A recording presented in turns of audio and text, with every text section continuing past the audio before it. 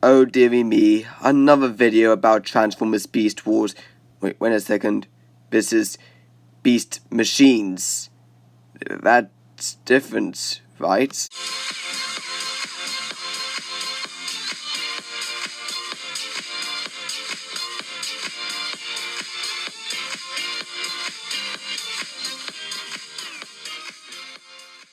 Beast Machines was okay. I do commend the show for trying to be something different, but overall it was a 3 out of 5 for me.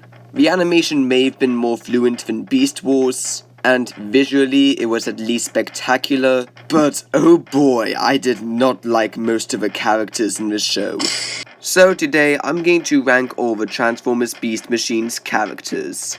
So of course in every ranking video, there must be some ground rules. First of all, we're only going to be including characters from the Beast Machines cartoon.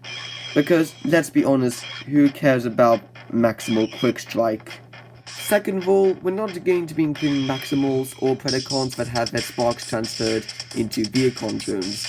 So I'm going to be considering Tanko and Thrust as separate characters, and we're going to disclude Rhinox and Waspinator from this list. Furthermore, I'm not going to be including the personality and relevancy balancing system that I use for my Beast Wars ranking, because that would have taken effort.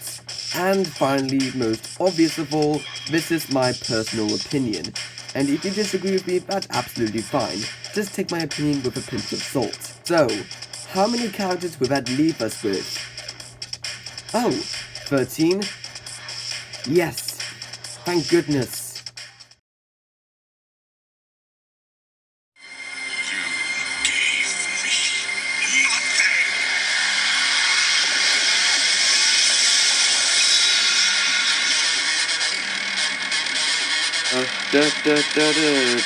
Screw you, Silverbolt. Silverbolt is the most inconsistent character in Transformers Beast Machines. Beast Machines wanted to have a darker tone with all the characters, and so thus they removed all of Silverbolt's honorable mannerisms, but removing everything what I at least liked about the original Silverbolt, and I feel I get a bland character who is just out for revenge. And to add insult to injury, when we actually do get to see Silverbolt for the first time in Beast Machines, he acts in his original charming ways. This makes honestly very little sense. Silverbolt stated that he enjoyed being freed from his code of honor, which again doesn't make sense, because Silverbolt shouts at Megatron that he gave him nothing. And even if we're supposed to care about Silverbolt, the fact that he talks down to his teammates really doesn't make me relate to him at any capacity. And even worse, right at the end of the show, he goes back to being his original Beast Wars counterpart. What is going on here? One thing I do at least appreciate about his character is his design, as it's not the worst in the entire series. He gives me an impression of some sort of samurai warrior, and I really love the way his feathers are integrated into his design. As he throws them, they turn into miniature grenades, which is actually pretty clever. But overall, I just did not care about this character. His presence in the show was simply aggravating. And although I can at least appreciate that they tried to make Silverbolt this tragic figure, the only time I felt that tragedy was when Jetstorm had to mutate into this bloody awful character. Seriously, you had to give her one of the best characters just for this. But hey, he is a lot better than Tigerhawk, and when the worst character in the show is better than Tigerhawk, then that in itself is an achievement.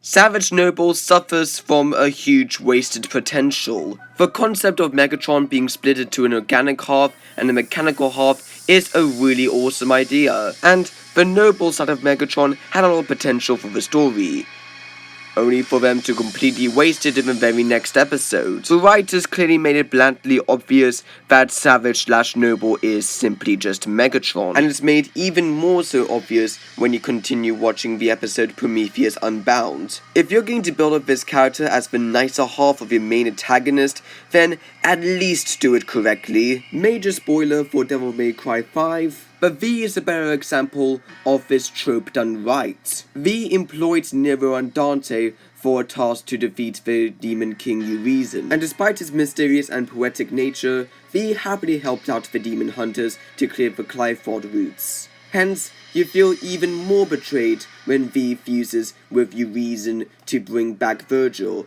because you spend a lot of time with this character and you grow to love this character, and it feels like a stab in the back. Noble/Savage, on the other hand, feels like a glorified plot device in order to bring Megatron back into the story. And even after Megatron's spark was removed from Noble, he still helped the Maximals out indistinctively. And even though he heroically sacrificed himself to save the Maximals, by that time, the character's potential was already dissipated and I only saw him as an afterthought. In fact, that last word in that sentence perfectly sums up his character.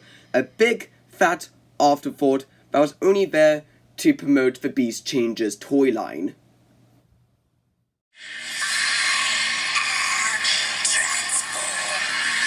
Black Arachnia. I don't even know how to start this segment. His design is pretty cool.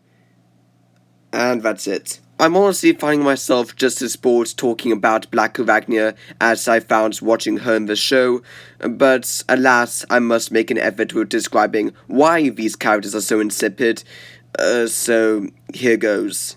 All of Black Arachnia's defining traits, like her seductress persona, is now not present anymore, and so thus she comes off as a very boring character. The only thing she did in the entire show was save Silverbolt, while also making her transformation look as nightmarish as possible. I mean, just ugh. Were the animators okay while doing this? This is the sort of thing I would see in a nightmare. What also annoys me is that in a particular moment of the show, quick spoilers, Rattrap sides with Megatron for one episode, and since Black Arachnia formerly worked with Megatron, instead of relating to Rattrap, she just calls him a traitor. Yeah, in short, she's not the Black Arachnia we all know and love, and rather she's just there for the sake of being there. Let's move on.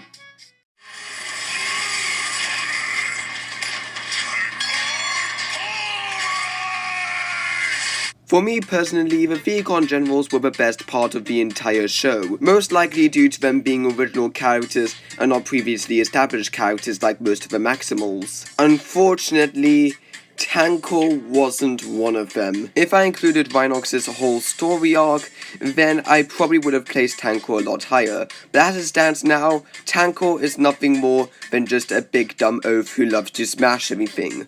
It's a shame really, because his design is pretty awesome, and the only one thing that makes him slightly more interesting than the previous characters we talked about is that he helped the Maximals for that one episode, but that was because Optimus contacted his Spark to speak to him. Apart from that, I really didn't find Tanko that significant. He's definitely not the worst character in the show, but he's easily the weakest villain. For me, if Cheetor was the Kid Appeal character in Beast Wars that I felt almost did nothing and contributed very little to the plot, then Nightscream is pretty much the same thing. I almost feel convinced that both Nightscream and Beast Wars Cheetor are the same character, except that Nightscream at least got some pretty cool Sonic abilities to his name. Oh yeah, he did have that friendship with Savage/Noble, but I don't care. At least Beast Wars Cheetor had the Great Feral Scream 2-parter to his name, whereas Nightscream has an ugly design and a pretty cliche backstory to boot. I do not care about Nightscream at all, but then again, the Transformers community doesn't really care about him either. And surely by the time we move on to our last segment for the day, you probably will forget that this guy exists too.